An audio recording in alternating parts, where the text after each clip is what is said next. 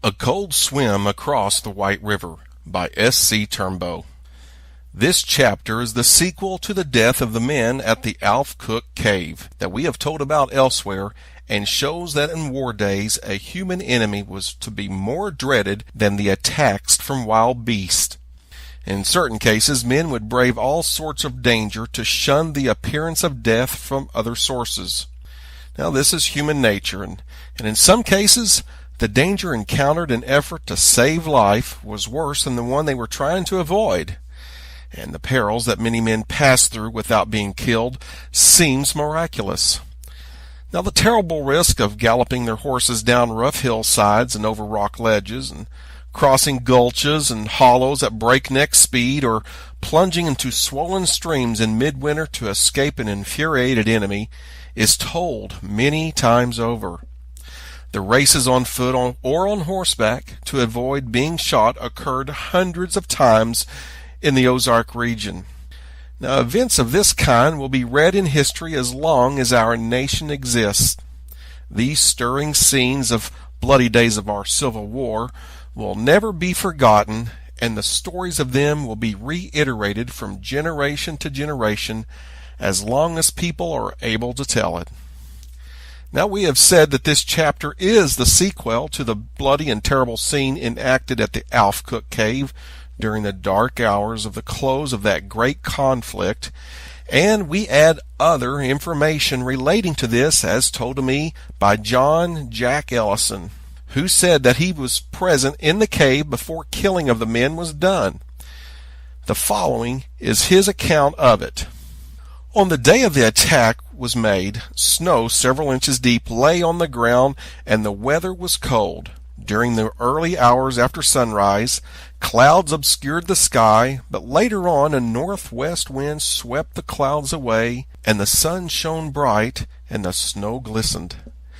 Now, there were 25 men, more or less, in the cave, who had collected there from time to time, for the cave was in such an out-of-the-way place that a number of men considered it a safe retreat from the enemy.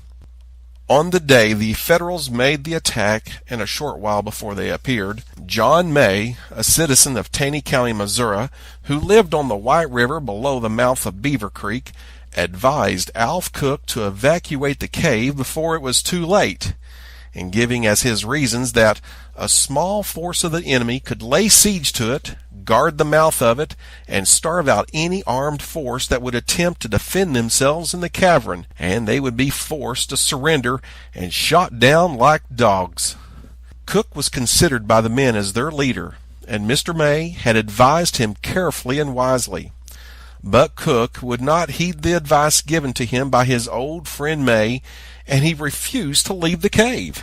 Now, it was then that John May informed him that he intended to evacuate the cave if he had to go it alone, and he made preparations to mount his horse, which was standing with the saddle on at the mouth of the big, roomy entrance. Now, at this, Joe Webb and myself told Mr. May that we would go with him. All the other men decided to stay with Cook. Some of the men claimed that there was less danger to remain in the cave than to evacuate it, so they put their faith in the counsel of Cook. And we three led our horses down the mountainside into the hollow, where we mounted and rode them away. Now, after we rode about 3/4 of a mile from the cave, we heard several shots in quick succession, and the shouting of men, and we knew at once that the enemy had arrived and were attacking and killing the poor fellows we had just left. We had just got away in time, and knowing that the enemy would follow our trail in the snow, we hurried toward the river. The killed there, besides those who was already mentioned as we learned afterward, were Ed Weaver and Billy Johnson. Those who were taken prisoner were sent off were Ed Johnson, Anderson Moore, and John Wheeler. The last name was the son of Bill Wheeler, who lived on Taney City Ridge near Taney City, Missouri. Now, all the rest of the men were set free. Now, to our ride through the deep snow and over the rough ground to the river. Now, the snow impeded our progress, but we urged our horses along as fast as their weak and hungry condition would permit it. In the course of a few hours, we reached the bank of the river at Dubuque and found that the village was entirely deserted.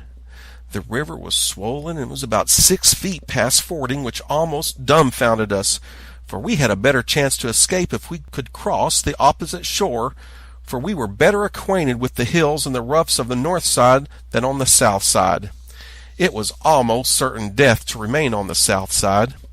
Now, if we could manage to cross over, we might save our lives.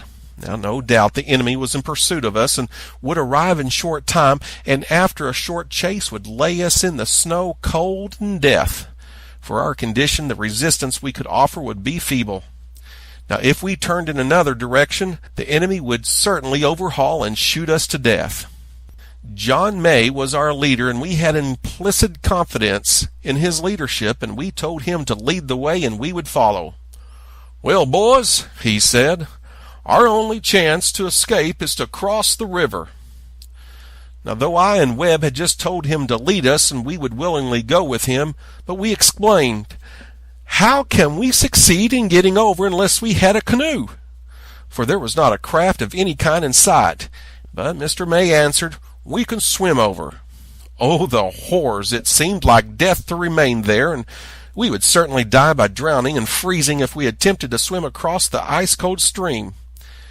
May said it was better to die in the cold water than to give the enemy the pleasure of shooting us to death and boasting over our dead bodies. This settled it, and hurriedly placing the bits of leather and the tubes of our guns and pressing the hammer of the lock down on the leather to keep the breech of the guns dry, and after stopping up the muzzles of the guns with pieces of torn cloth from our saddle blankets, we tied the guns to the pommels of our saddles and with the barrels hanging down, and fixing the bridles and stirrups so that the horses' feet would not get tangled up, we were ready to enter the cold, swift running stream. Mr. May led the way as he started down the bank to the river. He remarked in a solemn way, "Men, we must cross over or die in the attempt."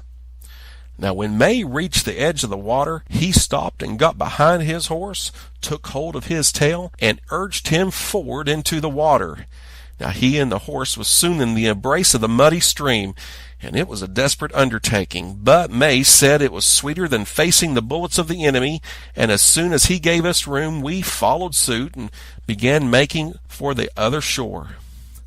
How we contrived to reach it, I can never explain it, except that we held to our horses' tails and they pulled us across. It was awful work for our weak and jaded horses to have to battle against the ice-cold waves, but it was war, and war meant to kill or destroy.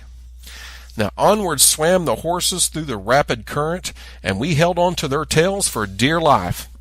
Now we could see the horses' heads in the breeches of our gun every now and then as they would bob up and down in the water, but it was all we could do to prevent ourselves from strangling.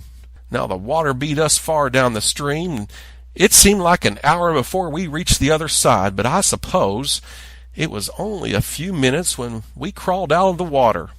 We found that we were more than 1/4 of a mile below the village. Now when we got on shore, we shivered and shook, and our bodies were numb as well as shaking. We felt like we were going to freeze to death. We must do something to rouse the circulation, or we would freeze to death, and we managed somehow to mount our cold, shivering beast and rode across the bottom in the Jake Nave Bend to the deep gulch in the hills, where there was a shelving rock with some dry wood under it. Here we stopped. Part of our powder and our powder horns was found to be dry, and we hunted around and found some dry leaves and small sticks and other materials that rats or other small animals had carried into the crevices in the rocks. And with this and the dry powder and a flint rock and a piece of steel, we flashed and struck until we had a little smoke, and then a little blare, and then we piled on fuel as fast as the fire would bear it, without smothering it out, until we had a roaring fire which began to relieve our cold and shivering limbs. Now, we did not stop gathering wood until we had a pile of dead cedar and other dead wood, and we pulled it out of the snow and kept up a warm fire during the remainder of the day and throughout the long hours of the night, and dried our clothes, blankets, saddles, and guns and other things. We remained there for 24 hours without anything to eat for ourselves or our horses. Now, though we needed something to eat very bad, we felt even more sorrow for our starving horses than for ourselves. We knew that we must leave there and seek food for ourselves and provender for our weak and jaded animals. And so we left our comfortable quarters and a warm fire. As soon as we led our horses onto the top of the hill, we mounted them once more, and after a slow ride of several miles through the snowy hills, we reached a small cabin occupied by a man and a woman who gave us food and something for our horses, which did make us feel very grateful toward the man and his wife. Now, after we had ate to our satisfaction and our horses had enough to eat, we left the settler's fireside greatly refreshed and remounted our horses again, and we bid our host and hostess adieu and began on our journey towards Batesville, Arkansas. And after much suffering, cold, and hunger, we arrived in the near vicinity of that place and finally surrendered to the federal authorities who were stationed there. Now, these are some of the hardships that I and others had to undergo at times during the 4 years of death, destruction, cold, and hunger in northern Arkansas and southern Missouri, said Mr. Ellison.